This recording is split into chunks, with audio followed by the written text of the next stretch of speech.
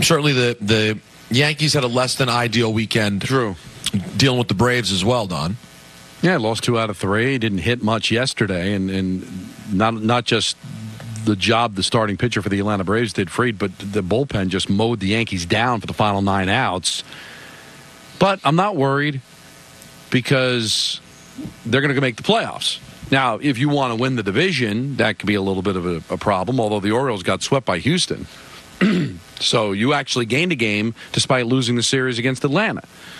So I think the Yankees are still in good shape to make the playoffs, but we judge them a little highly because of the fact that they're supposed to go out there and win a World Series, and you're going to nitpick, and there's plenty to nitpick.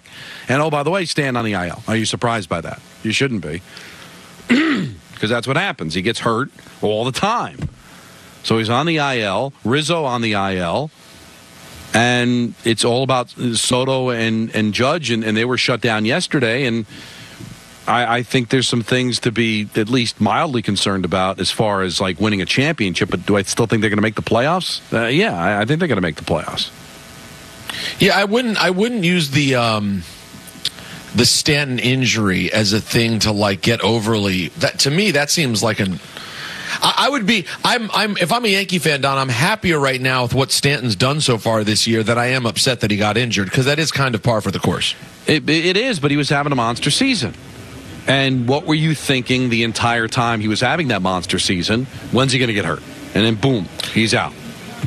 Yeah, but oftentimes he's getting hurt and he's not even having a monster season. And right. I see how you're looking at it.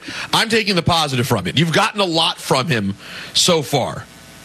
Let's see what you get from him in the second half, and hopefully this is not, something that is terrible. But obviously it's a toss-up when you talk about Giancarlo. Yeah, so I think that's a concern. They went out and got J.D. Davis because they need a third baseman and a first baseman, because we'll see how long the Rice experiment continues. And LeMahieu certainly is getting a little bit older, so they want options there.